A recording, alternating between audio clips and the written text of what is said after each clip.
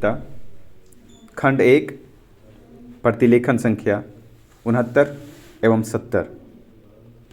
गति 85 शब्द प्रति मिनट। उपाध्यक्ष महोदय, अगर भारत की आर्थिक व्यवस्था को हम देखें तो यह कहने में कोई त्रुटि नहीं होगी कि कृषि उसका आधार है।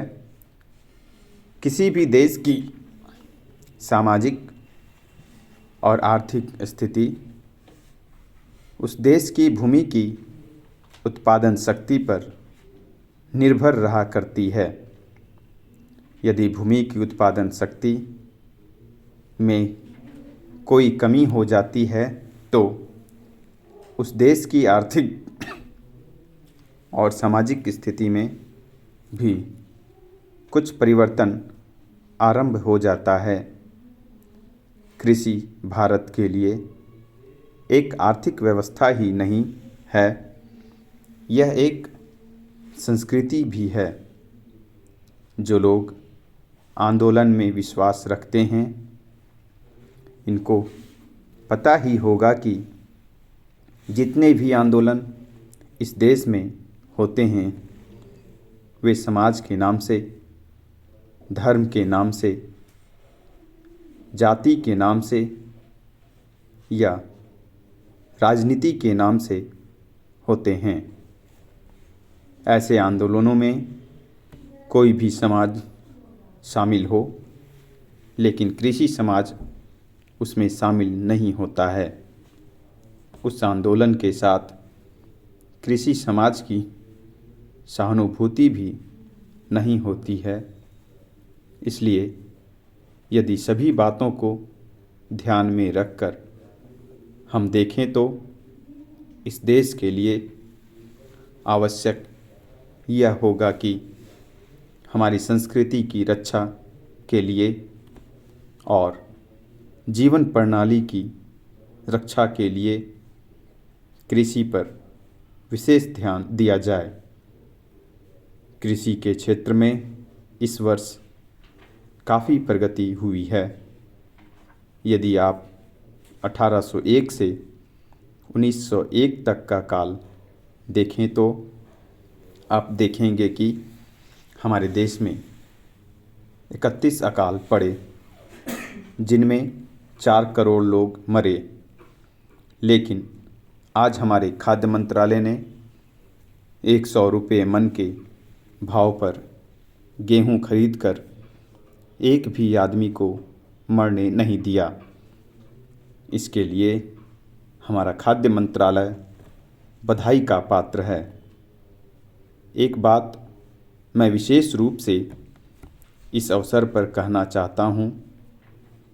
आजकल हम लोग मानव शक्ति पर ज़्यादा ध्यान ना देकर पूंजी पर ज़्यादा निर्भर रहने की कोशिश करते हैं।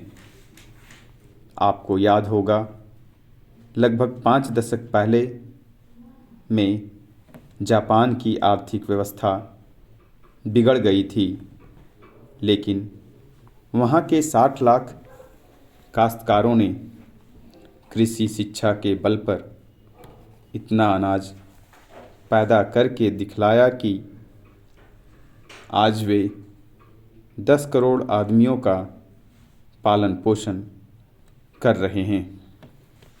वहाँ पर 30 ऐसे विश्वविद्यालय हैं जिनमें कृषि की शिक्षा दी जाती है, जिनसे 16,000 छात्र प्रतिवर्ष शिक्षा प्राप्त करके निकलते हैं। आज हमारे देश में पर्याप्त कृषि विश्वविद्यालय स्थापित हो चुके हैं। हमारे देश की 120 करोड़ जनसंख्या को दृष्टि में रखते हुए जापान एक बहुत छोटा सा राज्य है। शायद हमारे राजस्थान से कुछ ही बड़ा है। उपाध्यक्ष महोदय, यह ठीक है कि हम प्रगतिशील हैं, लेकिन हमारी गति में तेज़ी आनी चाहिए।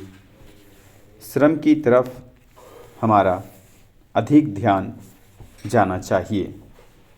जो पंचवर्षीय योजनाएं हमने बनाई हैं उनमें हमारा लक्ष्य केवल यह नहीं था कि हम अधिक अन्न पैदा करें, हमारा लक्ष्य यह भी था कि अच्छे आदमी पैदा करें, जिससे कि भारत में रहने वाले प्रत्येक नागरिक का ठीक विकास हो।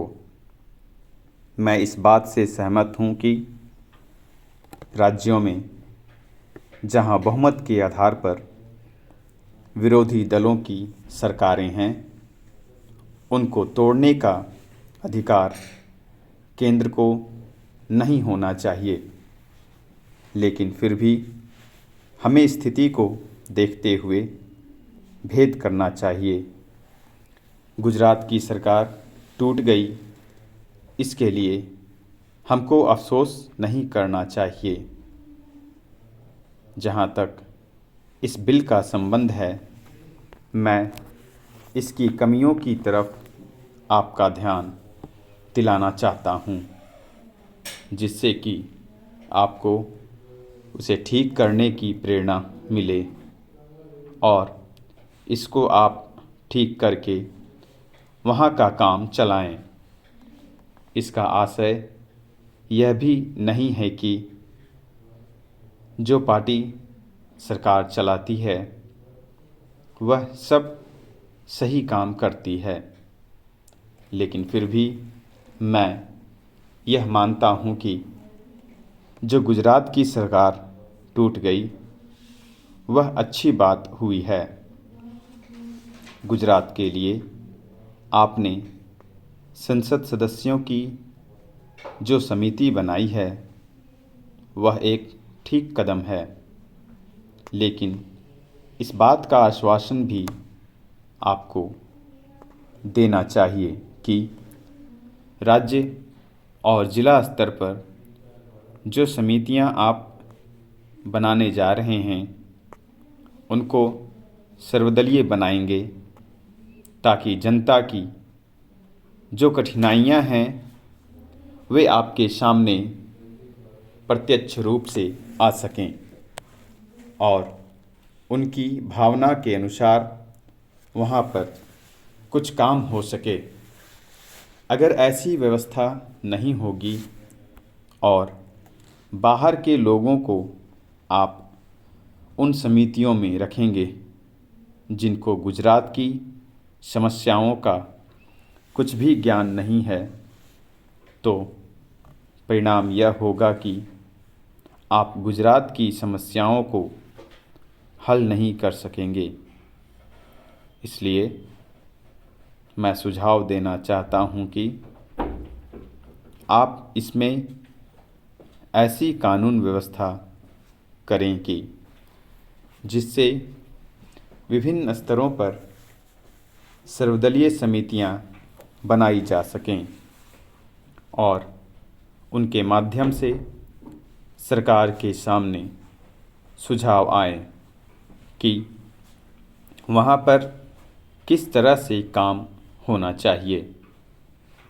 गुजरात औद्योगिक मामलों में अन्य राज्यों से थोड़ा भिन्न है, फिर भी वहाँ की स्थिति यह है कि आज भी प्रति व्यक्ति आय 300 रुपये से अधिक नहीं है। आज गुजरात में अन्य राज्यों के मुकाबले सबसे अधिक कर लगे हुए हैं। यह उचित नहीं है।